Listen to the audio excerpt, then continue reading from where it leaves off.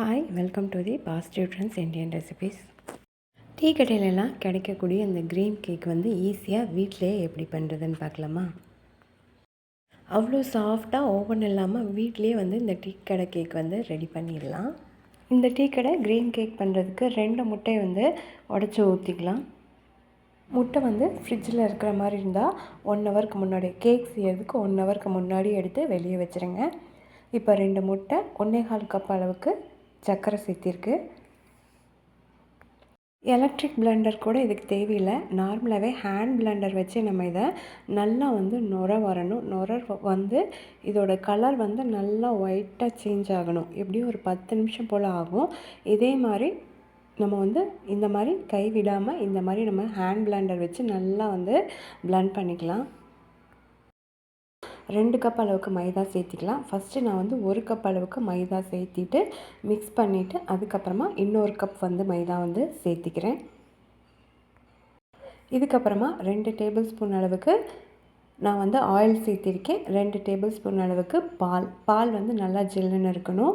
பால் teaspoon கொஞ்சமாக சேர்த்திக்கலாம். இது எல்லாத்தையுமே நல்லா மிக்ஸ் பண்ணிக்கலாம். 2 கப் மைதா மாவுக்கு 1.25 கப் அளவுக்கு சர்க்கரை சேர்த்தணும். இப்போ நல்லா மிக்ஸ் பண்ணியாச்சு. எந்த அளவுக்கு க்ரீமியாக சாஃப்டாக இருக்குது. இப்போ நான் வந்து ஒரு டின் எடுத்திருக்கேன். இதில் வந்து நான் பட்டர் ஷீட் வந்து போட்டு ஆயில் அப்ளை பண்ணியிருக்கேன். இதில் நம்ம மிக்ஸ் பண்ணி வச்சுருக்க இந்த பேஸ்ட்டை வந்து நம்ம இந்த டின்னுக்கு மாற்றிக்கலாம். இதை வந்து நான் ஒரு 10 நிமிஷத்துக்கு ப்ரீ ஹீட் பண்ணியிருக்கேன். இதுக்கு மேலே நம்ம ரெடி பண்ணி வச்சுருக்க இந்த கேக்கை வந்து உள்ளே வச்சுட்டு இதை வந்து எப்படியும் 40லேருந்து 50 நிமிஷம் வரைக்கும் லோ ஃப்ளேமில் வேக வச்சு பார்க்கலாம். இடையில வந்து நான் 10 நிமிஷம் கழித்து எடுத்து பார்த்தேன். இந்த மாதிரி இன்னும் கொஞ்சம் ஸ்டிக்கியாக தான் இருக்குது.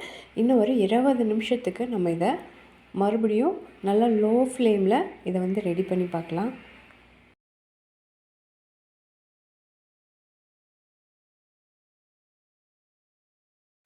சூப்பராக ரெடி ஆகிடுச்சு கேக்கு. எதுக்கு நம்ம வந்து ஸ்டிக் வச்சு நம்ம வந்து ஒட்டுதான் இல்லையான்னு செக் பண்ணிக்கலாம்.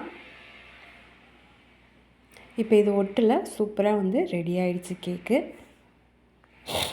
வெளியே எடுத்துகிட்டு நார்மல் டெம்பரேச்சர்லேயே வந்து இதை நல்லா வந்து ஆற வச்சு எடுத்துக்கலாம். ஒரு 10 நிமிஷம் கழித்து நல்லா ஆறிடுச்சு. இதை வந்து நான் இப்போ இந்த கேக்கை ஒரு பிளேட்டுக்கு மாற்றிக்கிறேன். மேலே இருக்க பட்டர் ஷீட்டை இப்போ நம்ம வந்து எடுத்துடலாம். பட்டர் ஷீட்டு அவ்வளோ சாஃப்டாக இருக்குது எடுக்கிறதுக்கு. இதை நான் திருப்பி போட்டு காமிக்கிறேன் உங்களுக்கு. எவ்வளோ ஸ்பான்ஜியாக இருக்குது பாருங்கள். இப்போ இதில் இருக்க மேலே இருக்க பீஸை வந்து நம்ம வந்து கட் பண்ணிடலாம்.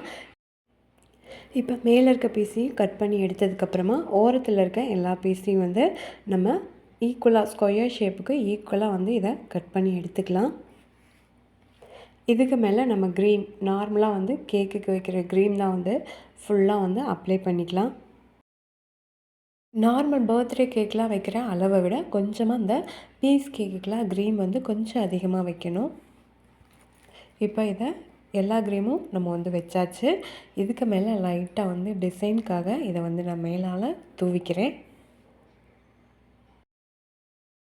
இந்த கேக் ரெசிபி பிடிச்சிருந்தா நம்ம சேனலை மறக்காமல் சப்ஸ்கிரைப் பண்ணிக்கோங்க, லைக் பண்ணுங்கள், ஷேர் பண்ணுங்கள்.